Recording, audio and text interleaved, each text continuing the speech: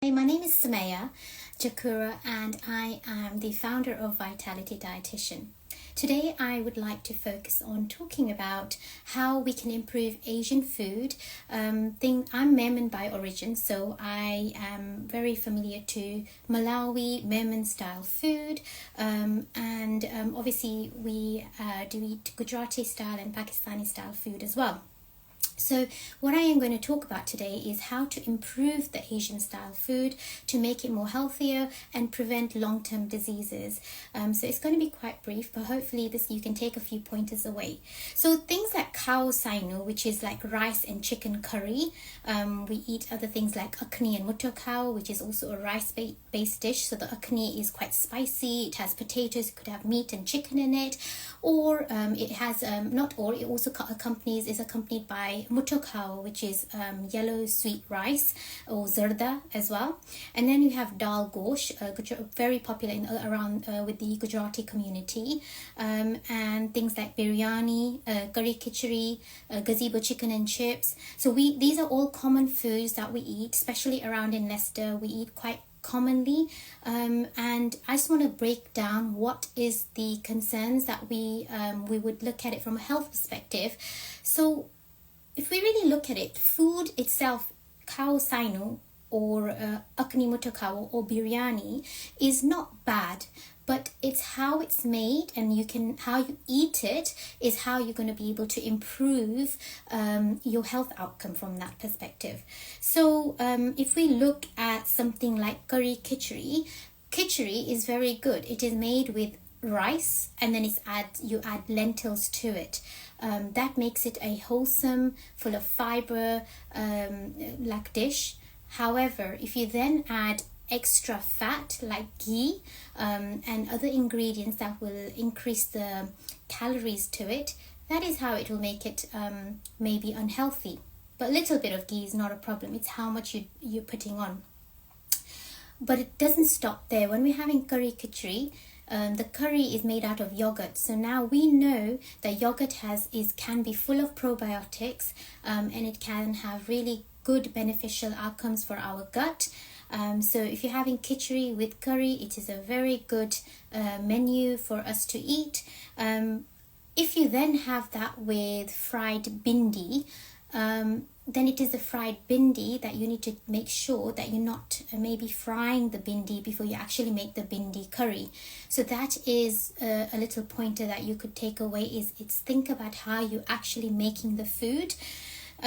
So let's talk about how we can actually make it better.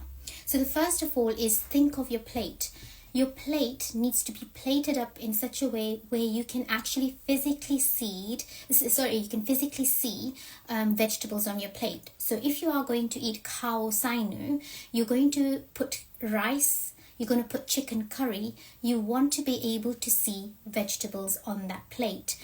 If you do that, you can make it more wholesome, more beneficial. You can get lots of fiber from that meal, different vitamins and minerals.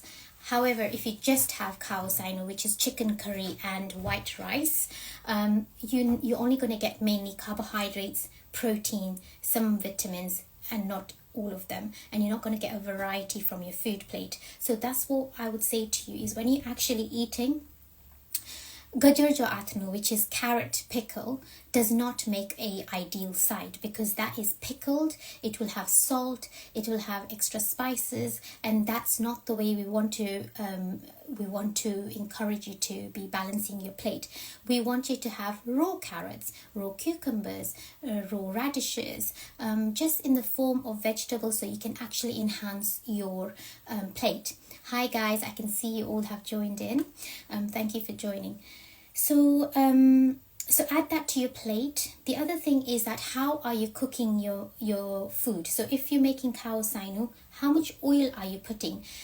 It is quite common practice in Asian women, even my mom would do that, is they don't measure because they're so used to cooking, isn't it? You just dollop in what you feel comfortable with. And the perception is, I don't put very much, I just put a little tiny amount. However, when you actually go and measure, you will find that maybe you are putting more than you actually should be.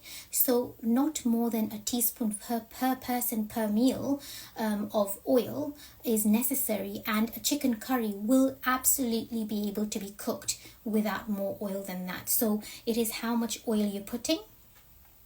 Don't fry your stuff. So if you think of chicken and chips, a chicken and chips can be amazing. It can be really good. Now, the Memon style food, you've got gazebo chicken, which is really, really popular in our community. But how is gazebo chicken made? It is normally deep fried in oil. Then it is it's covered with piri piri sauce, which is made with oil, added chili powder and salt, and then maybe a little bit of spices on top of that. So after the chicken is fried, it is then put into that spice mix, and then it's served.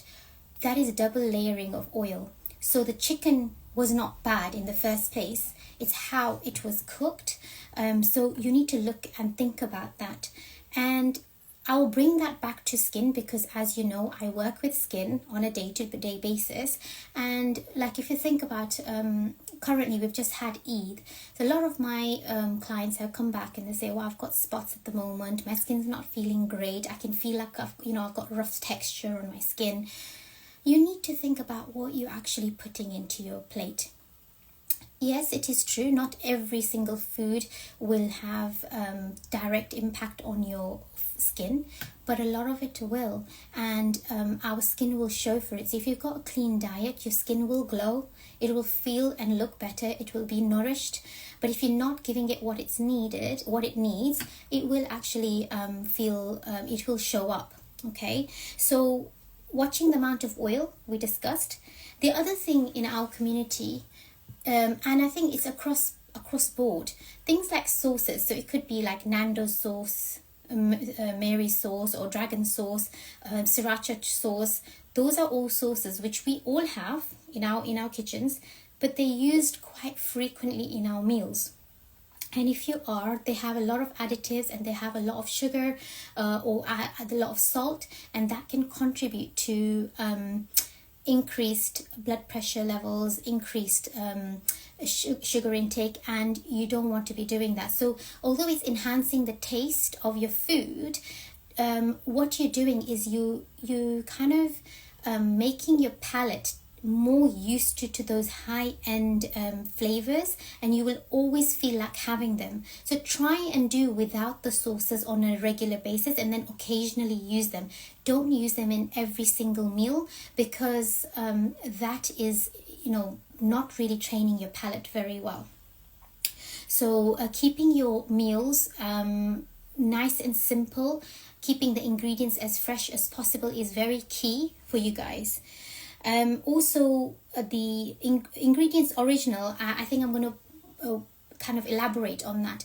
We do really have a lot of hype at the moment that, ultra processed food is not good for you. And yeah, people can have a little bit of pizza, pasta, that is processed. Some of the meals that are ready meal, like people might have noodles. I find them really, really ultra processed. But occasionally it's absolutely fine. But if you're having it on a regular basis, that is the problem. And there's a lot of problems. People have gut problems, they have bowel problems, and constipation, diarrhea, any of those kind of things. You want to try and have as healthy meals through unprocessed food that is in its original form. We've moved away a lot from our foods being fresh from the farm, and instead we're going to the supermarkets and purchasing things that are completely ready-made, have been so much has been done to them before they actually they look like even what they used to in the original form. So you want to try and have the original, for example, carrot or original fish the way it was, instead of it being packaged and processed into a completely different nugget, like a fish nugget or a chicken nugget, which has so much additives, so much coating on it. That is not the original chicken that you would want to have.